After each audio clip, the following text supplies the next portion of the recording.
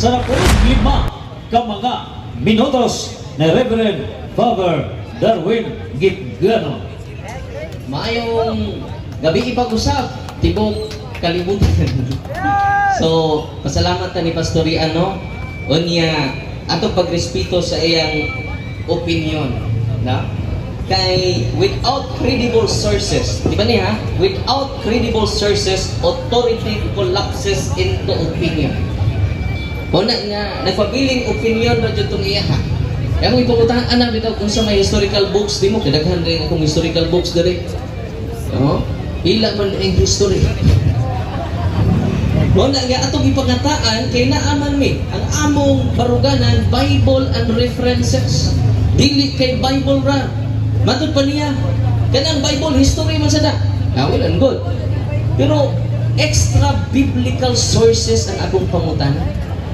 Dili Bible lang. Pero kabantay mo, di siya mudagan sa historical books. Nga naman, mismo ang iyang dokumento, ito yung The Trail of Blood, tanawa ni, no? Ila man eh. Kanus-an nagsugod ang Baptist Church. Atong basahon. Kini ako, document yun ha. Hindi ko ganahan opinion lagi. The church is not focused on opinion, because the church is the pillar and foundation of truth. Amen? Kini atong pagbarog din dili butang-butang nila. Ang ila firm lang sila sa ilang muna-muna. Moto'y palasyos. Gitawag na siya o false assumption fallacy. Kung saan ito na? False assumption fallacy. Gi-assume niya, yung assumption, di ko na kamaturan. Ni-assume lang ka na nangawat ng imong tapat. Di na ibilin siya. Ay, bisan pag taas ka imong suspicion, di na ibilin siya. Unsa may gingon din sa ilang document. Dili na ato ha? Sa Baptist ni nga document. Unsa ilang gingon? Ang mga Baptist unang mitungha. The Baptists appeared first in Switzerland about 1523. Therefore, bago lang ni mitungha. Nga patuuhon ta niya, nga konektado ko no sila ni Juan, nga ebanghilista. Tinuod na sa una-una, pero di na tinuod sa ilang pagtulunan. Amen? Dugang pa ni anak mga kaigsunan, ningon siya, doon ako na sila apostolic succession. Gibaraw sila sa ilang article of faith. Ako ni basahon mga kaigsunan. Alang sa mga masayod mga igsuon. Kining article of faith sa mga Baptist mga igsuon.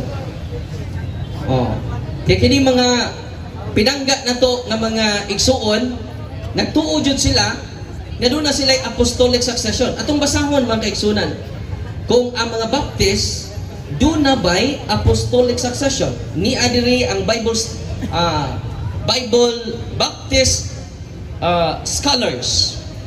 Ningon si ato ni basahon. Nindot niya itong basahon mga kaigsunan. Dili ni ako ha. Contrary ni sa iyong baruganan, wa sila apostolic succession. Akong basahon.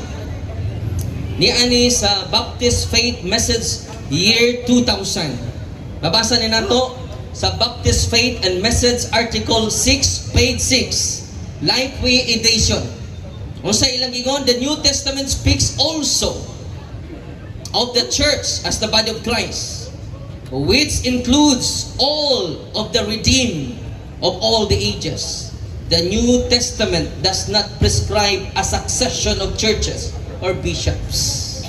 Wa sila'y succession sa mga apostoles. Pero natinga ko, ni-affirm siya, affirmative siya. Nga doon na may apostolic succession. Pero ang ilang article of faith, wa na sa ilang article of faith. O sa mga article of faith, ang ilang baruganan. Mao itong naglisod siya, pangutan-on ako, personally, doon na ba mo'y contact nga pastor, kaya kita doon naman, ikang Pedro, Linos, ato na ipakita sa second stand. Dili ni storya lang, dili ni chismis ato, gipasukat ni sa historical data, gipasukat ni sa biblical data, gipasukat ni sa apostolic tradition ng mga data. Dili mabangbang ang ato atong simbahang Katoliko, mga pinanggang mga igsoon. Maubitaw nga si Pastor Paul Alima ni ana sa simbahang Katoliko. Amen! Amen. Dugang pa nga document si James Leo Garrett, Baptist theologian. Nasa libro nga A 4th Century Study. Baptists have generally, okay ha? Generally, tanan, rejected the idea of apostolic succession. Unsa gingon dire? Asa ni mabasa na to? Page 89. Garrett is one of the most respected Baptist theologian. Unsa si Garrett? Respected Bible theologian. Unsa ilang gingon? Generally rejected the apostolic succession. Pero niya akong kauban, ni supa sa ilang mga Bible scholars. Amen? Kining ato din istorya. Niya na pod si Stanley Grange. Ang iyang libro, Theology for the Community of God. Page 524. Niingon siya, free church traditions, including Baptists. Sama siya, Baptist. Appeal ka ni Pastor. Do not claim a historical episcopal succession from the apostles. Pero natinga ako karon mga pinangga na igsoon nga iyang gipamugos. Gadto na kuno sila apostolic succession. Gipadlong siya karon sa iyang mismo mga Bible scholars. Dili ni bunga sa kumuna-kuna mga pinanggang mga igsoon. Grounded kini. Logical mo ni gitawag deductive syllogism. Ito iyang gingon nga kami dunay authority kay gikunsadan mis Espiritu Santo. Iyar to huna-huna. Yamo to yung major premise niya. Therefore, kay gikunsadan man ni sa Espiritu Santo, therefore ang mga pastor sa Baptist Church dunay authority. Nakaron duna bay authority sila? Ni anapod ang ilang document, church history. Kabantay mo ni Kanta kay ditang ganahan lagi magbutang-butang mga pinangga. Kining ato di butang-butang. Tinuod ba ang una lang founder si John Smith man? Kaysa unang founder sa Baptist? Okay, ito basahon nilang history mga kaigsunan. Church history for church leaders. Mauni ang gamiton sa mga seminary sa mga Baptist. Page 78. About the year 1606. Kano sa? Pero dito sa Switzerland, 1523. John Smith baptized himself. Siya rin nagbunyag-bunyag sa iyong kagalingon. Huwag ganun magbunyag si Kristo na sa Diyos. Basta lang tikian eh. John Smith baptized himself by pouring and baptized 36 others. Humanay, magbunyag na lang ko kay ako lay bunyag sa kong kagalingon. Humanay ni, pambunyagan. Basig sa 36, appeal ni. Adili pa po, kay 2000 naman si Pastorian. Namunyag po siya 36. They formed the first English church with the doctrine of the believers' baptism. Ang tumoy-tumoy mo yan kay gikuan man siya. Wa naman muuyo na yung mga followers. Sa sunod nga paragraph, John Smith himself and a few others, siya o ang iyang sumusunod in the group later came to believe that Smith did not have the authority to baptize. Siya nagbaptize, wag man din ko'y authority. Oy. So, ang iyang major premise, kay nikunsad nila ang Espiritu Santo. Therefore, ang mga pastor, doon ay authority. Inya ilang conclusion, doon na may apostolic succession. Ang mga Bible scholars nila mga kaigsunan, dili muuyon sa pinangga na itong mga igsuon na unsa naman niron kung gigiyahan sila, gitugtunan sila sa Espiritu Santo, nga nung wa naman ni muuyon sa ilang mga Bible scholar ang atong pinangga na igsuon nga si Pastor Rian Puentes. Pagduda na ta na ada Espiritu Santo sa kagubot. Duhara man ning Espiritu nga nagsuroy-suroy sa kalibutan. Una, Espiritu Santo naghatag og kahiyusan. Ang ikaduha nga Espiritu, Espiritu Tunto. Kinsa kaning Espiritu ha? Nga mismo sila wa naman magkauyon. Last 5 minutes mga igsunan. So dugang pa ni ana mga igsuon, mo nang atong gi-establish. Doon na ba'y personal connection ang mga pastor sa Bible Baptist Church sa mga apostol? Wala. Ya ilang i-quote si Polycarp, ya usaman to sa church father sa simbang Katoliko. Bisa na mga document niyan diri sa to, know the father knows best. Si Saint Polycarp, santos na to. Uy. San Policarpo? Nananay mo yung santos ra. Yan nanan silang document. Para lang yun sila makonek, pero gisagpa silang kagalingon nga referensya.